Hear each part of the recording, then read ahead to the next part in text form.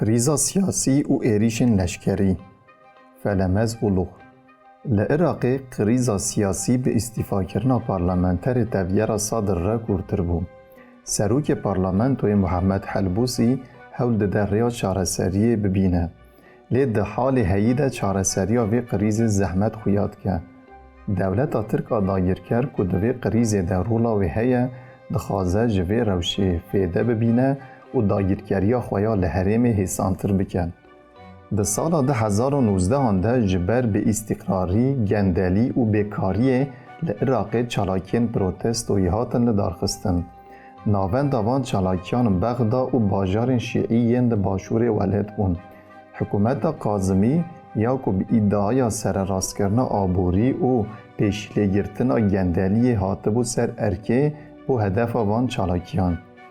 Hikûmeta Kazimî li dijî çalakgeran serî li rêyên tundî da.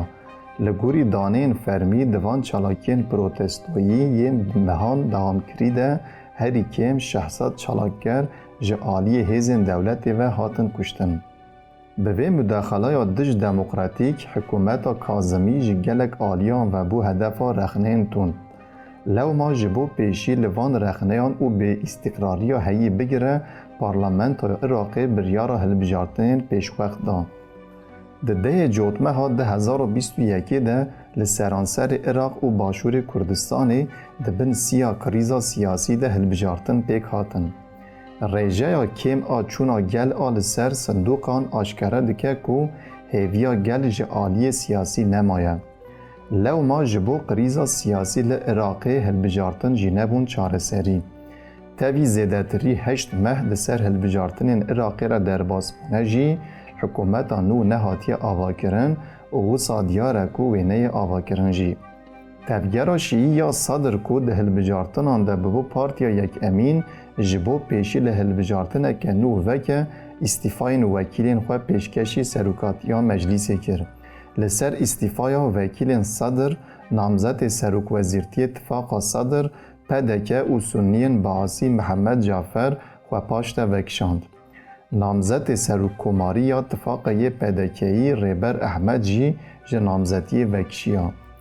Li aliyê din piştî îstîfaya wekîlên tevgera Sadr, Tifaqa Şiî ya bi pêşengiya Malikî jî bi awayekî awarte li hev civiya. Tifaqa Şiî hewl dide ku tevgera Sadr qane bike ku îstîfaya wekîlên xwe paş ve bikişîne. Lê wisa diyar e ev pir zehmet e. Piştî biryara îstîfayê çavzivîrîn ser serokê Meclîsê yê Sunnî û şerîkê Tifaqa Sadr û PDKyê Muhammad El Helbûsî. Helbûsî hem li welat û hem jî li derveyî welat bi armanca çareseriya vê krîzê di nava hewldanan de ye. Piştî qebûlkirina îstîfaya parlamenterên tevgera Sadr, Helbûsî berê xwe da welatên Ereban û çû Urdunê.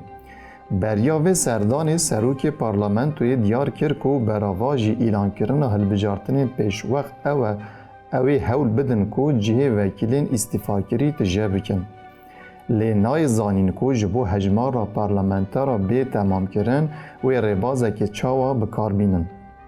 Di rastiyê de ew jî dizane ku di şertên Iraqê de zehmet e ku ew bikaribe vê valatiyê dagire. Lê wisa diyar e ku ger ji vê krîzê re di demek Kurd de çareseriyek neyê dîtin, rewşa Iraqê ya siyasî û aborî wê xirabtir bibe. Ev jî wê pêşî li gelek senaryoyên cuda veke. Çavdêrên siyasî û pisporên Iraqê dibêjin ger biryara hilbijartinên pêşwext neyê girtin wê krîza siyasî kûrtir bibe. Ger ev krîz kûrtir bibe, senaryoyên mîna parçekirina Iraqê jî li pişt perdeyên tarî tên nîqaşkirin. Lê ev senarya çiqas ciddî ne ango rastin nayên zanîn. Tişta tê zanîn û berbiçav ew e ku krîza heyî ber bi wir ve diçe. Bêguman welatên cîran ên mîna Tirkiyeyê jî hewl didin ku ji vê krîza siyasî sûd bigirin.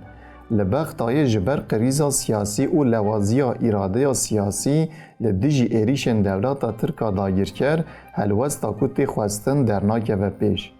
Lewma dewleta Tirk hewl dide ji vê krîza heyî sûd wergire û li herêmê siyaseta xwe ya dagirkeriyê berfireh bike. گر درفرد ببینه و د چارچاوه پیمانا نه جوتمه ها 2020 ده به هفکاریا پدکه و حکومت کاظمی ده بخوازه ایریشی شنگال و مخ موریجی بکه. د چارچاوه و پیمانه ده روژا 15 حزیران بالافرین دولت ترک ایریشی ناهیا سنون یا شنگالی کر. دولت داگیرکر جبا بکاره بوان ایریشین خود دهان بکه پیوستی به حکومت کاظمی دبینه. لو ما جبو اف حکومتا کو چاوی خوژی ایریشن داگیرکاری را دیگره لسر ارکی بمینه جی هر جوری قریجید که. حکومتا کاظمی یا کو جروج هاتیه سر ارکی حتی نها بویا کوکلای دست ولاتین جیران جبر و ایدی نکاره ببه خودی ایراده. به هلوستیا و یا لدجی ایریشن دولتا ترک و آشکره را دخه برچاوان. دوی ام بزانبن کو تکیلیا ایریشن دولت داگیرکر این دجی باشور کردستان و کریزا سیاسی یا عراقی به هفره هیه. دولت داگیرکر و کریزه لگور بر جواندین خواه بکار دینه. لو ما جبو بگیجه ارمانجا خواجی ناخوازه اف کریز به چاره سر کرن. دوی مجار دجی لبختای به آلیکاری و هفکارین خواه ده نوا سیاست که قریج ده.